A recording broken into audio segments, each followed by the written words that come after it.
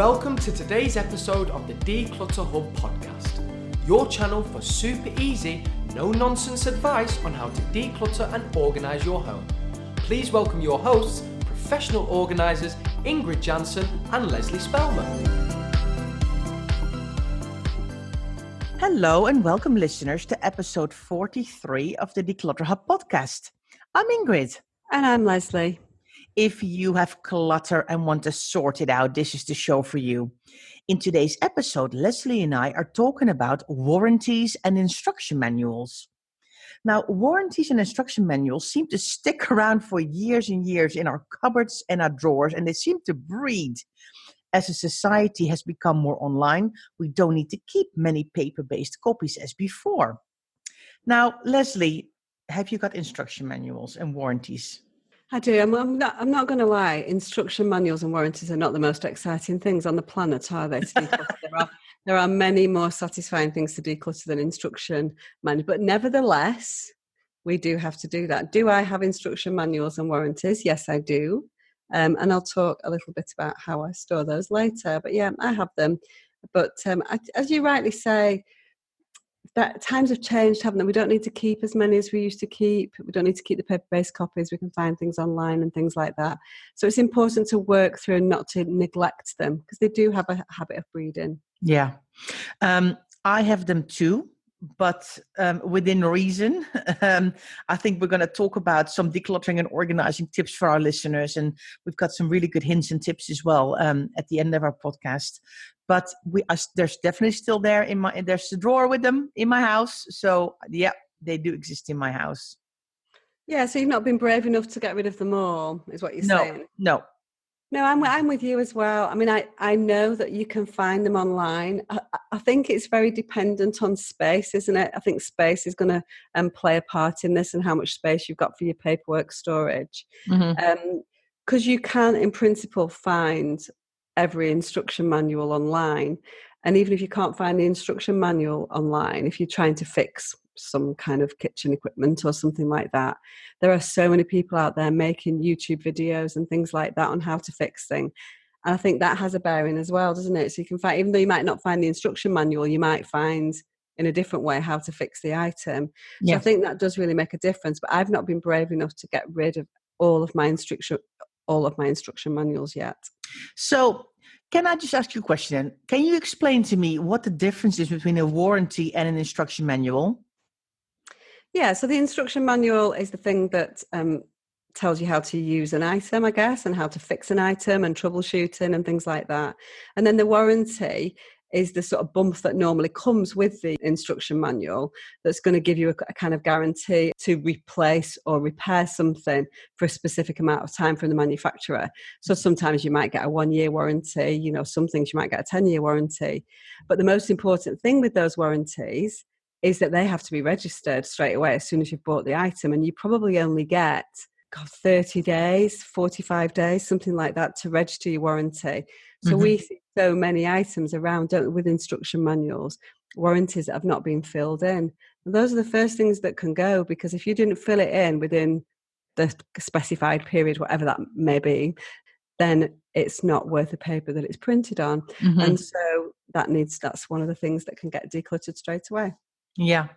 Okay. That's really helpful because I got myself a bit muddled up recently what the difference between a warranty and an instruction manual. And I was like, okay, well, I need to talk to Leslie about this and maybe she can clarify this for me. So that's really helpful. And interestingly enough, there's loads of other stuff. I mean, when you buy something new or you unpack the box, there is just a whole bag of stuff that comes. And I'm always like, wow. How much stuff? I mean, even when you buy just something as simple as a fridge, freezer, or washing machine, there's this whole plastic bag full of stuff and booklets and loads of different things. Yeah, and I think you need to get into the habit of looking through those things straight away and taking out the things that you absolutely don't need, because there are things in there that you won't need that are just the legal responsibilities on the part of the manufacturer, and that's why they're in there. It's like on a fridge freezer, it's a legal responsibility. Like an energy rating. Yeah, the energy thing. Yeah, the energy saving, the sticker. But you're probably not going to put that onto your fridge. So, you look at it, look at the information, make sure it's, most appliances these days are A or A++ or A+++ anyway, aren't they? So you don't need that item. And equally, you don't need the list of service centres worldwide, because if you wanted to get your Zanussi fridge fixed in Japan when you're on holiday, it's pretty unlikely, So you can just go online and search for a local one to you. You don't need all those worldwide service centres, because you can find that information and would naturally try to find that information in a different place rather than on the piece of paper that came with it, I think. Yeah.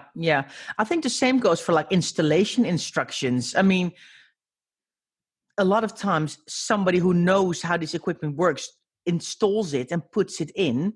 So I don't need to know how I need to install my washing machine, I think, because why would I want to know that? Because I'm not going to do that. There's somebody else who knows what they're doing, right? I'm not going to install a wash. I'm very handy, listeners, but maybe installing a washing machine is a bit beyond my scope of things that I can do. I tell you, when you really, really do get a lot of those kind of things, if you go into some, and this can be years after the event, when people have a new kitchen installed, they keep absolutely every booklet that comes with every cupboard, every appliance in there, and you'll keep the instruction manual for it. So if it's an appliance, if it's an oven or a microwave or something like that, keep the instruction manual and the installation instructions. So the installation instructions are just there for the fitter. So once it's been fitted, you don't need those anymore. Do you know what I mean? So they can definitely go, but they look very similar normally to there's very little difference, isn't there, between the instruction manual and the installation instructions? Yeah. And what do you do with like all these little random bits that come with stuff? It's not only the booklets, it's also lots of little straps and screws and a little tool and a little, I don't know, hose. With the washing machine, there's always like this kind of bendy thing with the hose. I'm like, why? It's working. Why is this in your cupboard? Well, yeah. So often they're an alternative way to fit things, maybe. So there's things like that. Or if you wanted to screw something up against the wall, maybe you would have a screw pack to do that and things like that. So I think you need to evaluate what that is. Yeah. And look at it after the event and decide whether or not you actually need it. And if you do feel that you may need it, because circumstances change, I guess, sometimes, not often, but sometimes, and you may want to send it to somebody else in your family might want to use it, and they may want to install it in a slightly different way. So if that's the case, then it is worth holding on to them. But once they've got separated from the instruction manuals, I think it's really important to label it up and to say on the plastic bag what it is. That's when your label machine comes out, or, just put a piece of paper in the bag saying this is what this is for. Because otherwise, you remember at the time that you put it in, but when you're going back to it 7 or 8 years later, you're like, what is this? And those are the exact kind of things that end up in a junk drawer, to be frank, aren't they? Those screw packs and things like that. Yes. Things like, IKEA cupboards that they always give you an option to screw things up against the wall, don't they? If you want to, screw them into the wall. And so those kind of things, are you ever going to screw them into the wall? Have you got a need to do that or not? And if you don't have a need to screw them into the wall, get rid of the things that come with it, because you don't need them and they just hang around making more clutter. Yeah. All right. So let's then talk a little bit more about decluttering, because my thing is, and I think you can have a whole stack of manuals in half just by taking all the other languages that we never ever are going to speak out of the manuals. I mean, every booklet is like in Russian and Czech and Italian and Spanish. And I mean, I love, it's fantastic. But I don't need it. I just need either the Dutch or the English version. I don't need anything else. So you can shrink it. That's, I think, the first step into tackling your manuals, is getting all the other languages out. Definitely. I mean, sometimes they're in the same booklet, so sometimes you can't. But if they're on a separate little leaflet, definitely take those out. But, even then, if it's in a big booklet, I very carefully take the language that I want out and I staple it together. Oh. Wow. Yeah, because those booklets are like, it's like. No, you're right. Yeah, it depends on how you're going to store them, I guess, doesn't it? Yeah. And so just out of interest then, what would you keep? Would you keep the Dutch or the English? Oh, that's a tough question. I like to ask you tough questions all the time, don't I? When there's silence on the other end, she's like, I don't know how to answer this. I think probably both. That's Not weird, isn't it? Yeah, you need to declutter one. You need to decide and declutter one. You can't keep both just because it goes against the grain of what we are as professional organisers, keeping things just in case because you're worried. But anyway, right. Okay, back to decluttering. Back to decluttering. I think the second step is only keep the manuals you actually really need. And that sounds a bit funny, but I find manuals how to operate a kettle. And I'm like, I think you know how to operate a kettle. Exactly. I don't think you need to keep a manual for a toaster or a kettle or an electric toothbrush, because when the time after use, when they break down, you're not going those are the things you're not going to fix, because if a kettle gets dirty and it gets lime scale in it, and the toaster, if it starts having lots of smoke, you're not going to try, I think, fix that. You know what though? You say that now. Did you see that thing that I put on the Declutter Hub community? Yeah. Those kind of fix it type cafes, volunteer led now, where you can take things like, because they're trying to stop people just chucking stuff away, that kind of thing, things like kettles and toasters. Yeah. And so there are cafes bobbing up all over the place where you can take your kettle, and some, handy person who knows how to fix kettles and kettle elements fixes things. That's pretty cool. Like the repair cafes. Repair cafes, yeah, absolutely that. And I think some of them are charity-led and volunteer-led. I don't think there's any, commercial enterprise. I think they are more charity, which is fantastic. Yeah. So I'm with you. For the most part, you probably would get a new kettle if it broke and not fix it. But hopefully, as we start looking more and more at things that we're throwing away all the time, then that will happen. But at the moment, it probably isn't doing. Yeah. But I think nevertheless, even if you're going to repair it or not, you don't need to keep the instruction manual, because you know how your kettle works. Yeah, because the instruction manual probably doesn't tell you how to fix it. The instruction manual for a kettle won't tell you how to fix it. Yeah. That is the bottom line. Yeah. And so, no, you're absolutely right. Really easy things. Electric toothbrushes are a great example of it. I've seen really simple alarm clocks that people have that you just switch on and off, that, you don't need the instruction manual. Things that are really, really simple, even radios and things like that, iPhone, headphones, those kind of things. You just put them in your ears and stick them in your phone. You don't need an instruction manual for that. Yeah. But we feel obliged to keep them, don't we, for some reason, thinking that maybe we're going to have to take them back to the shop or, something like that. So just be really ruthless with those kind of things.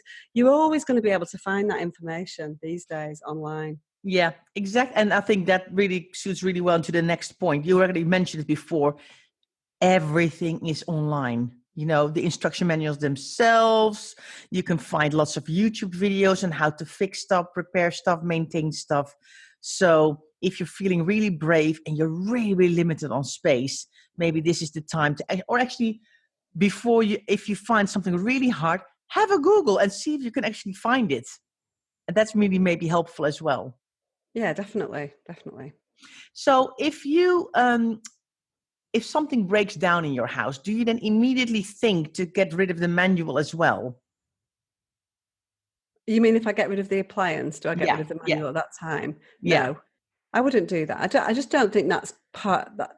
We talk about proactive versus reactive, really. You'd have to be quite proactive there, wouldn't you? Mm-hmm. I think you're better off looking through your manuals on a regular basis rather than trying to remember the time that you swap your kettle over. Yeah. To go downstairs or go to wherever your instruction manuals are stored and to dig out the kettle one and throw it away at that time. I think that's probably too much to ask.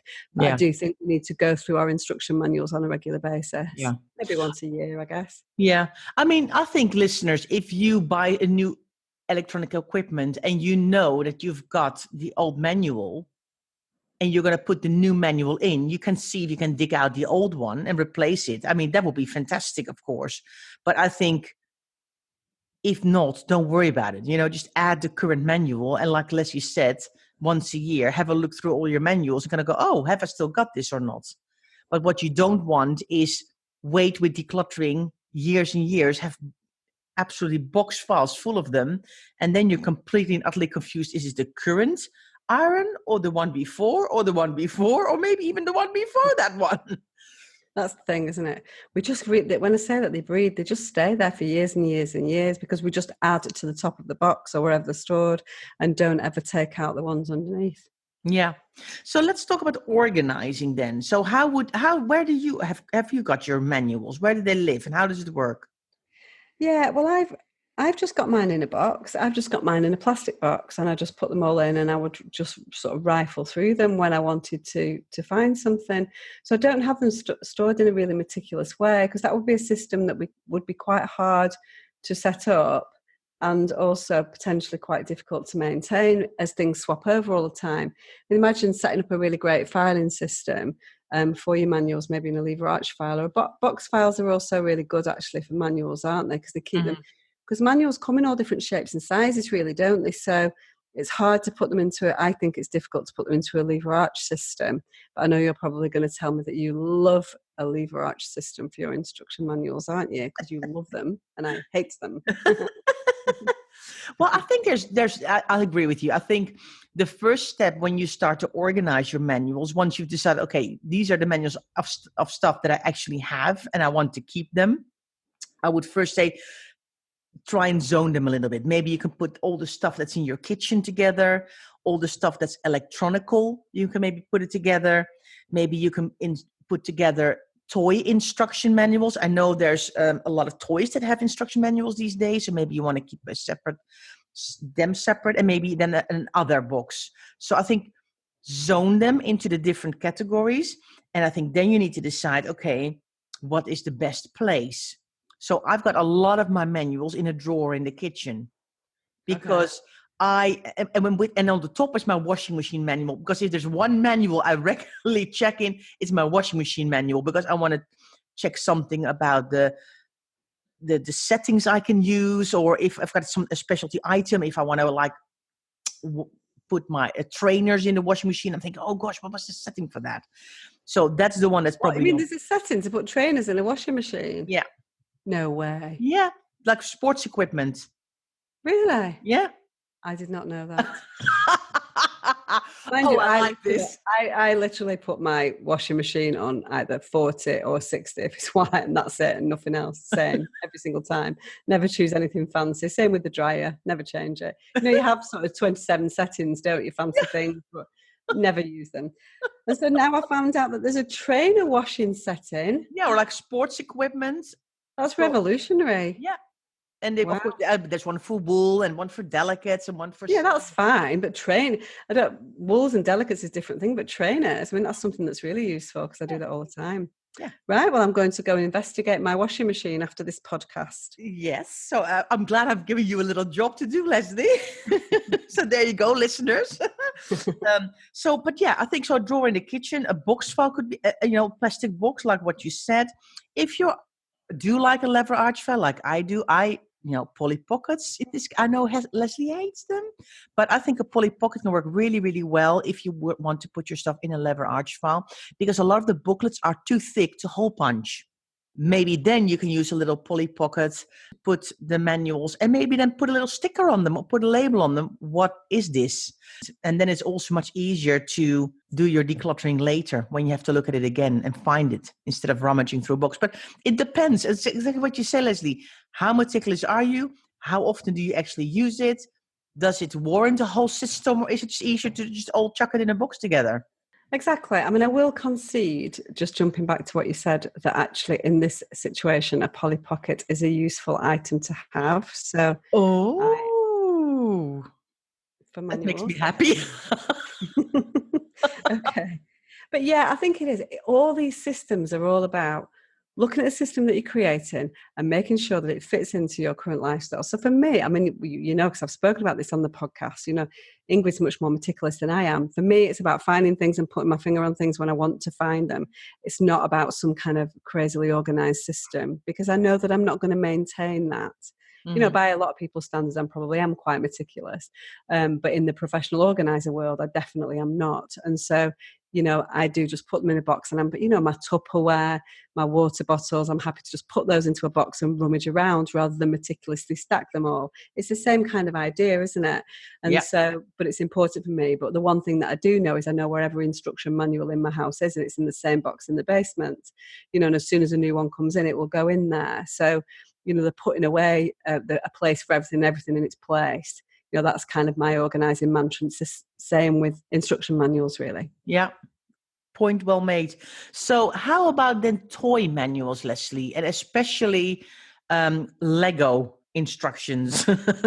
Yeah, I think the Lego instructions are an interesting one, really, because I think there's toy instruction manuals, which, maybe if you build a garage or something like that. But again, same thing. Are you ever going to deconstruct that garage and put it back together again? Therefore, do you need the manual? But you do need, I think, the inserts from Lego kits so that you can look and refer how to make them. Now, I presume, although I don't know, because my Lego days are a little bit behind me, although I've still got all the Lego upstairs, but there's no one really actively playing with it like your Max is at the moment. Mm-hmm. Can you retrospectively get those from Lego online? Yeah, and I think I saw Max because we were building. We know the set number, and he was actually building something and he had it online.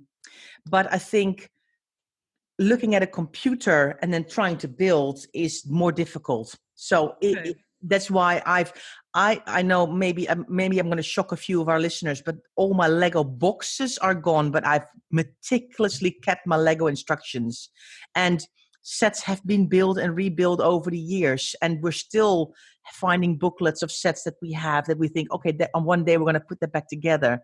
And we did a whole Lego project over the Easter holidays when we said, okay, let's put this Lego set together. Got the instruction booklets, and it's easier to build than doing it from a screen. But right. You can put it on an iPad, definitely possible. But I agree, I have a separate box that only has Lego manuals because my son loves Lego, and so does my daughter. So we have a lot of them. And I think the kids need to be able to take accountability for those Lego instructions as well, because it's part of their stuff, isn't it, and not yours. Yeah. And so I think it's important to keep those, and it's going to make more sense for toy instruction manuals and Lego instruction manuals or construction guidelines or whatever you call it, for them to be in the kids' bedrooms rather than in a basement or in an office or in a kitchen drawer or something like that. And the volumes are normally quite big. If you've got a Lego fan in your house, there's going to be quite a lot of instruction booklets, isn't there, knocking around? Yeah.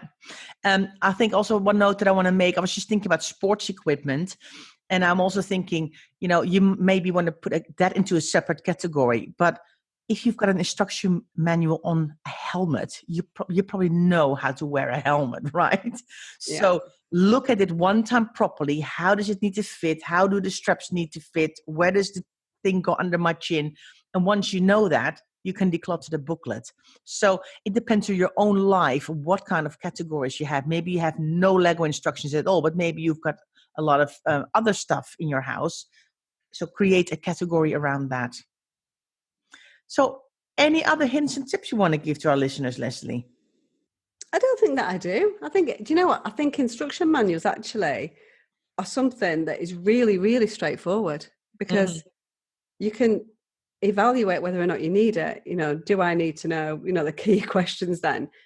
Do I need an instruction manual for this kettle, or do I just switch it on and switch it off? So therefore, can I find it online? And do I still have the item? Mm-hmm. And those are the three critical decluttering questions. And once you go beyond that, there's not really much else to say apart from how to store it. And again, that's up to you. It depends on the space that you've got. It depends on where it's going to be stored. Do you put it with your paperwork? Are you going to, mine's in my basement. Yours is in your kitchen drawer. So it's all very, very straightforward. But nevertheless, it's something that never gets looked at. So even though it is really straightforward, it's something so it's a little mini project.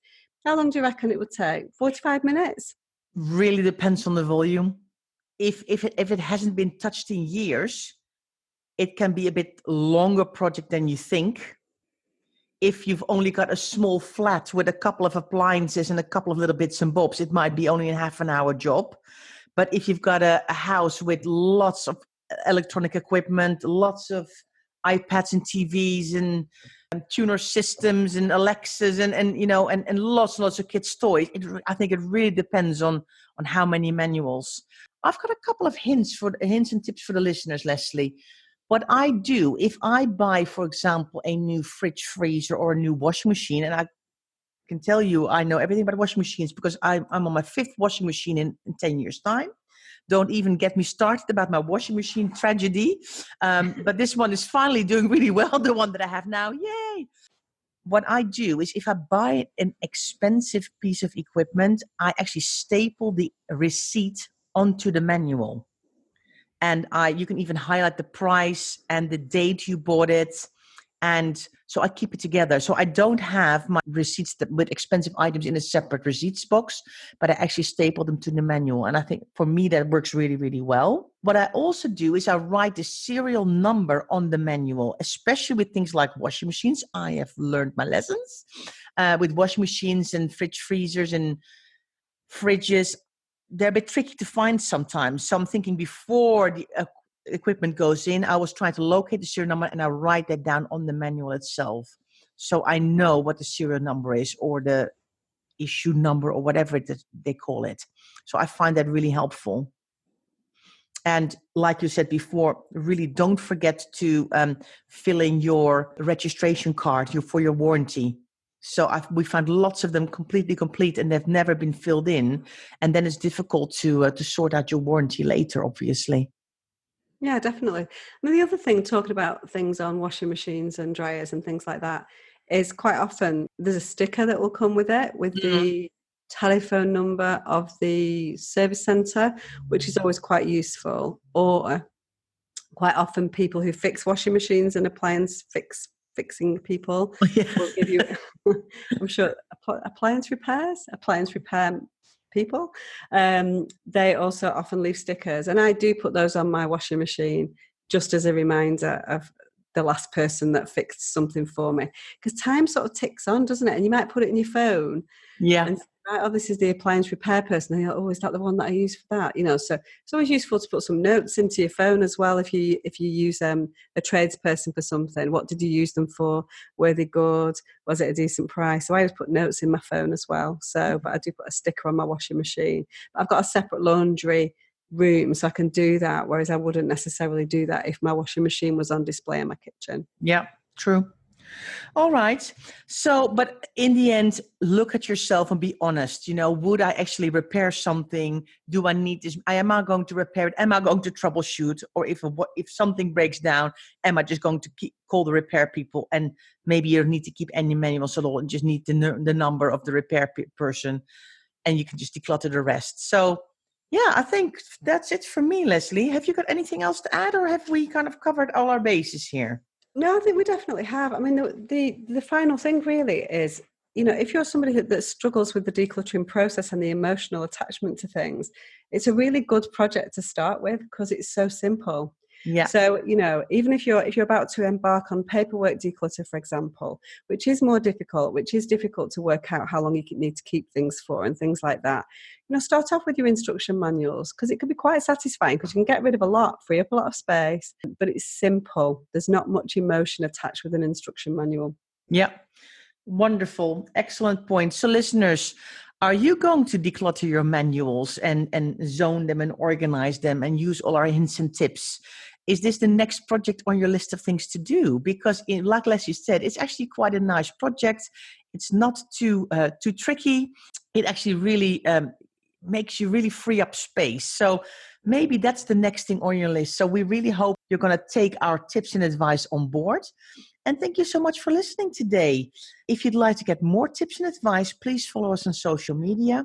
We are on Instagram, Twitter, and Facebook, and we have a lively, supportive Facebook group community where we chat all things clutter called the Declutter Hub community, and we'd love to see you there. If you don't want to miss the next weekly episode, subscribe to the Declutter Hub podcast on Apple Podcast, Spotify, and Stitcher, and it will pop into your notifications each Friday. See you next time. Thanks for listening to this week's episode of the Declutter Hub podcast. Check out declutterhub.com for more inspiration, and don't forget to tune in next week.